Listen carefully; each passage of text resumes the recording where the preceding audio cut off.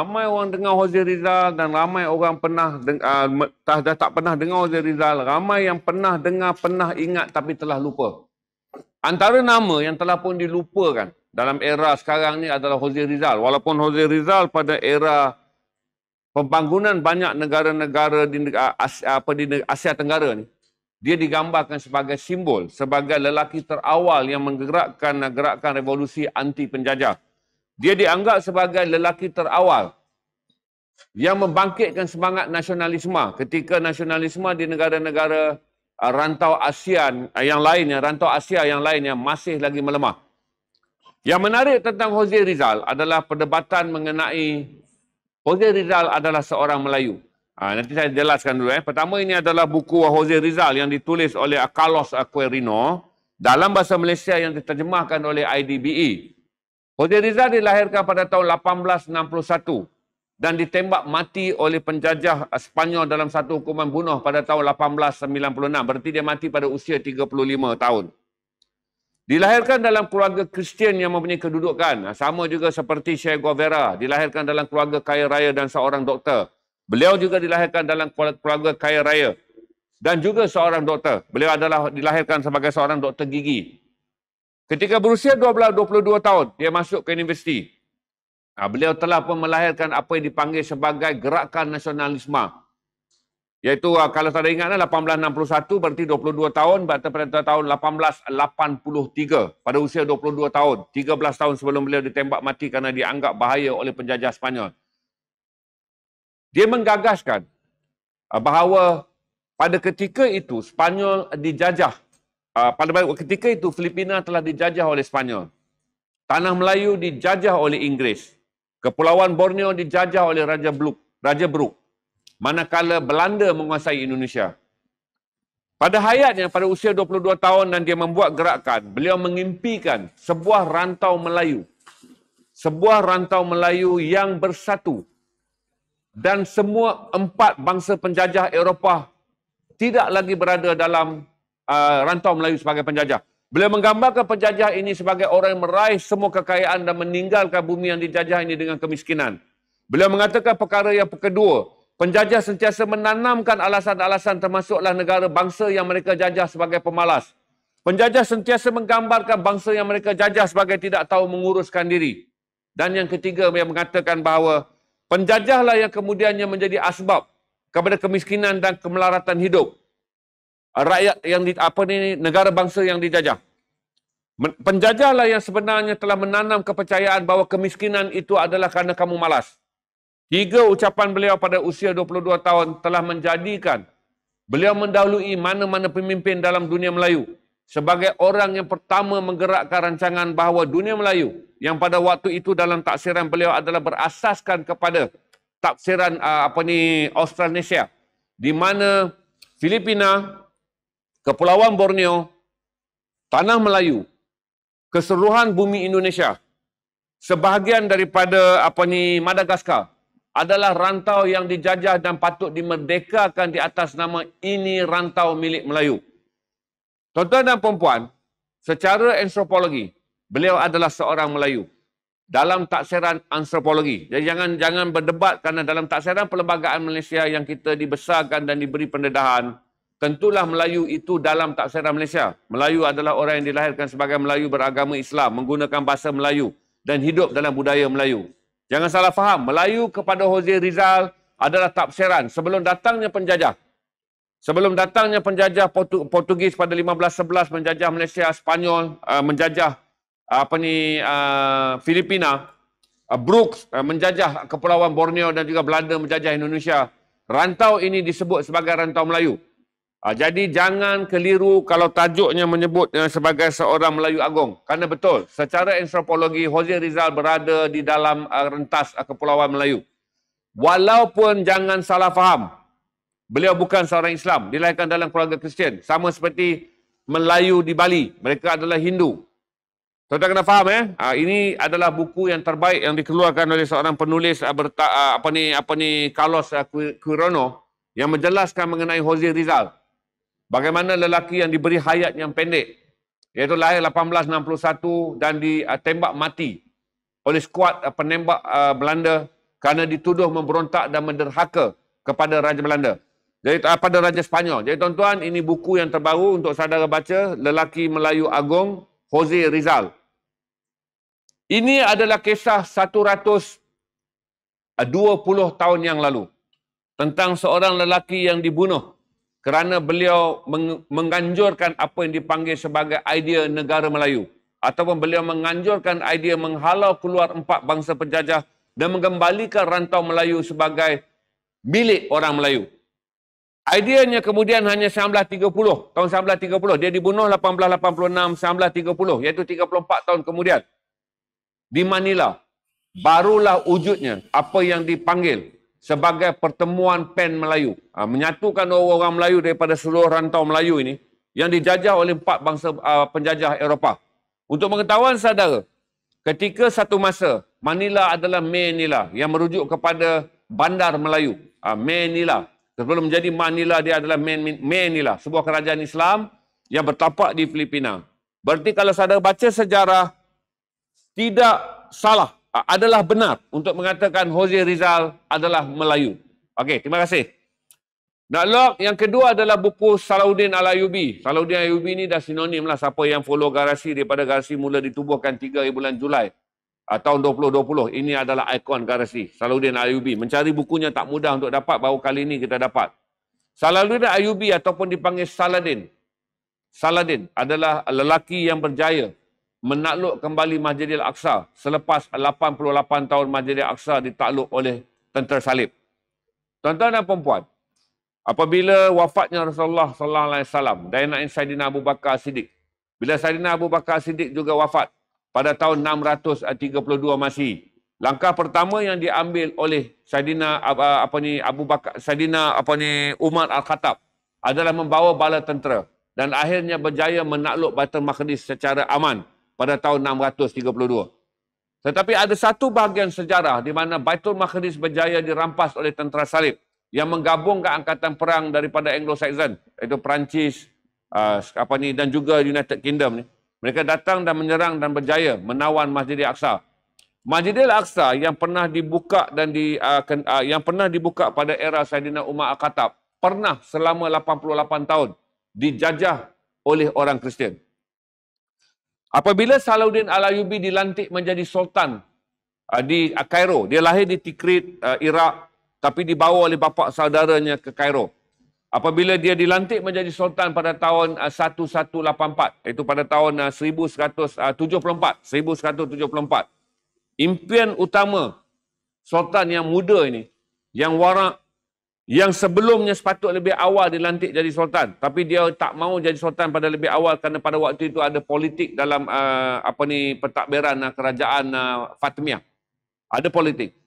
Jadi beliau bersabar dan menjadi sultan apabila politiking dalam istana telah berakhir dan tiada pembalahan berlaku ketika beliau dilantik menjadi sultan. Di pada tahun 1174 apabila Saladin dilantik dari sultan, perkara yang pertama dalam jihad beliau adalah mengembalikan Baitul Maqdis kepada orang Islam. 1174 beliau menguatkan angkatan perang Empire Ayyubiyah kerana dia adalah Salahuddin Al-Ayyubi. Empire Ayyubiyah pun diperkuatkan di mana beliau membina kota tembok di Kahirah bagi memastikan ketika beliau menyusun angkatan perangnya untuk menakluk kembali Masjidil Aqsa, sekiranya lebih awal orang menyerang negaranya, beliau boleh bertahan. Dari 1174 dia jadi sultan, dia bangunkan kekuatan dan akhirnya beliau mula mengorak angkatan tenteranya menuju ke Baitul Maqdis. Pada tahun 1187 beliau menang perang Haitin. Perang yang akhirnya berjaya mengepung Baitul Maqdis yang di dalamnya terdapat tentera-tentera salib yang datang daripada Eropah. Beliau berjaya mengepung Baitul Maqdis dan menganjurkan satu perjanjian. Sekiranya orang-orang Kristian yang menawan Baitul Maqdis berundur tanpa merosak, membakar dan tanpa mengangkat senjata, maka dia jamin mereka akan selamat sampai di rumah-rumah mereka dari Baitul Maqdis kembali ke bumi Eropah. Perjanjian itu dipatuhi. Itu menjadikan Salahuddin dihormati, tuan-tuan. Salahuddin dihormati bukan kerana dia lelaki pembebas Masjidil Aqsa. Di barat, nama Salahuddin diangkat kerana tidak ada sejarah mana-mana pemimpin perang daripada mana-mana agama, dari zaman Tatar dan zaman Babar, sampailah ke mana-mana era, Salahuddin seorang pemimpin Islam yang dihormati di barat dan kenapa namanya disebut berulang kali bukanlah kerana beliau berjaya mengambil kembali Masjid Aqsa. Kita pandang Salahuddin kerana dia membebaskan Masjid Aqsa. Barat memandang Salahuddin sebagai lelaki terhormat, pemimpin perang yang paling agung yang memenuhi janjinya. Kerana selepas itu orang Kristian mengaku kalah dan mereka berundur. Saladin memastikan tidak ada seorang pun dalam rombongan orang Kristian yang nak kembali ke negara asalnya kerana mereka datang menjajah Baitul Maqdis, disentuh, dicubit atau diapa-apakan. Tentera yang mengaku kalah selamat pulang ke negara masing-masing. Sejak itulah namanya menjadi besar dan dihormati di barat. Dalam konteks kita, Salahuddin lah yang membebaskan Masjid Aqsa apabila memimpin angkatan perang di bawah Empire Ayubiah dan menjadikan Masjid Aqsa kembali milik orang Islam pada tahun 1187. Sebelum 1000 tahun kemudian ataupun 960 tahun kemudian sekali lagi Masjid Aqsa jatuh iaitu pada tahun 1948 pada 1948 apabila orang-orang Yahudi yang ditaja oleh sokongan British berjaya mengambil bumi Palestin dan seterusnya Masjid Aqsa pada tahun 1967. Jadi kami gabungkan dua buku dengan dua tokoh hebat. Satu untuk saudara baca mengenai peranannya dalam dunia Islam dan satu peranannya sebagai tokoh nasionalis paling awal dalam tokoh nasionalis intelektual yang paling awal dalam sejarah dunia Melayu, iaitu Jose Rizal. Jangan lupa Google dan tengok Nam di Qobla ataupun cari saja The Patriot, debat Melayu Nam di Qobla. Tulis saja keluar rantaian artikel di Facebook dan juga di pelbagai portal. Mengenai perdebatan dua anak muda Melayu yang sangat hebat, iaitu satu daripada Nam di Qobla ni, satu dia adalah individu dan dia berdebat dengan kelompok pemikir-pemikir muda Malaysia. Bermula pada tahun 2014 dan debat-debat itu digunakan semula dalam hujah sekarang apabila orang mempertikaikan tentang tafsiran Melayu. Jadi saudara cari rencana dia baca kerana salah satu rencana yang mereka fokus adalah mengenai status Jose Rizal. Apakah wajar beliau disebut sebagai lelaki Melayu agung? Nam di Qobla mengatakan bahawa perkara tersebut adalah tidak wajar ketika orang Malaysia telah pun tertakluk kepada istilah Melayu mengikut tafsiran perlembagaan, iaitu mestilah Melayu yang beragama Islam berbahasa Melayu menggunakan cara hidup Melayu. Manakala pula kumpulan di Patriot mengatakan jangan disempit tafsir Melayu kerana itu adalah tafsir perlembagaan yang hanya wujud pada tahun 1948 dan kemudian diguna pakai pada tahun 1957. Tafsir yang lebih bersifat luas secara akademik adalah menggunakan tafsiran antropologi. Memang Jose Rizal adalah Melayu secara antropologi kerana beliau menyebut dirinya juga Melayu. Beliau menguasai 22 bahasa termasuk bahasa Melayu. Malah beliau menulis pentingnya rantau itu disebabkan waktu itu beliau mengatakan rantau Melayu. Di mana beliau mengatakan Filipina harus dimerdekakan oleh Spanyol. Belanda harus memerdekakan Indonesia. Brooke harus melepaskan pegangannya ke atas bumi Borneo. British harus keluar daripada tanah air Persekutuan Tanah Melayu.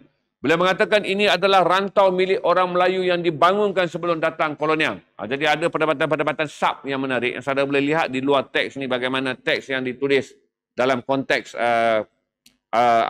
pandangan Jose Rizal sebagai Jose Rizal. Tapi ramai anak-anak muda mula berdebat dengan cara beradab dan sangat tinggi. Saya baca semua rencana tu walaupun generasi yang berdebat tu adalah adik-adik, batch adik dengan saya. Ada juga batch anak dengan saya. Tapi debat-debat tu sangat murni dan luar biasa. Apa yang berlaku pada waktu era Jose Rizal ni, kebangkitan Melayu ni sangat kuat. Kerana Jose Rizal, dia lahir 1861, dia mati 1896. Okey, bila dia mula memperjuangkan Melayu hingga menyebabkan Spanyol melihat dia berbahaya.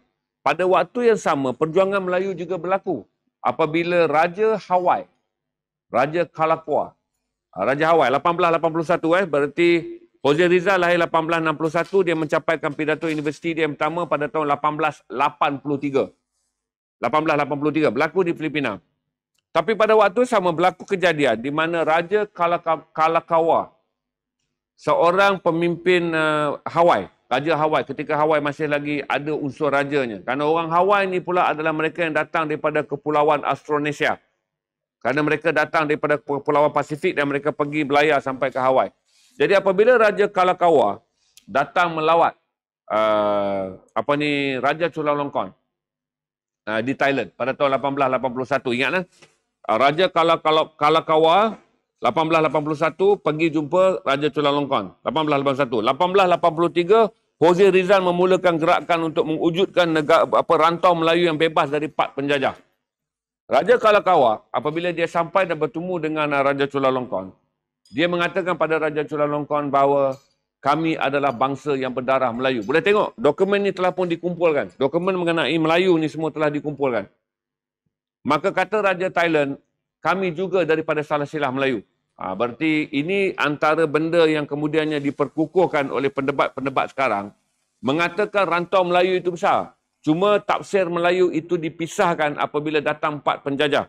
Yang saya kata tadi itu, Spanyol, Filipina dijajah Spanyol, Indonesia dijajah Belanda, tanah Melayu dijajah oleh British, Borneo dimiliki oleh Raja Brooke. Tapi 1881 tu dialog tu dah ada. Di mana Raja Kalakaua mengatakan ketika dia jumpa Raja Thailand, dia mengatakan bahawa kami ini berdarah Melayu. Kata Raja Thailand, kami juga berdarah Melayu. Raja Kalakaua atas semangat itulah kemudiannya balik daripada Bangkok 1881, beliau pergi bertemu dengan Sultan Johor pada tahun tersebut. Ini tafsiran yang seronok kita baca kerana kalau saudara nak belajar The Asia Renaissance, kebangkitan Asia, kalau saudara nak baca tentang kuatnya kita rantau Melayu ni, tuan-tuan tak boleh baca hanya dengan melihat Melayu dalam tafsir gerakan nasionalisme Malaysia menentang penjajah. Kalau kita tengok gerakan nasionalisme Melayu di tanah Melayu menentang penjajah saja, kita akan melihat tafsiran yang sangat terbatas. Kerana ada gerakan-gerakan lain yang sedang berlaku dengan luar biasa dan Rizal diangkat yang paling luar biasa kerana beliau membawa gerakan intelektual.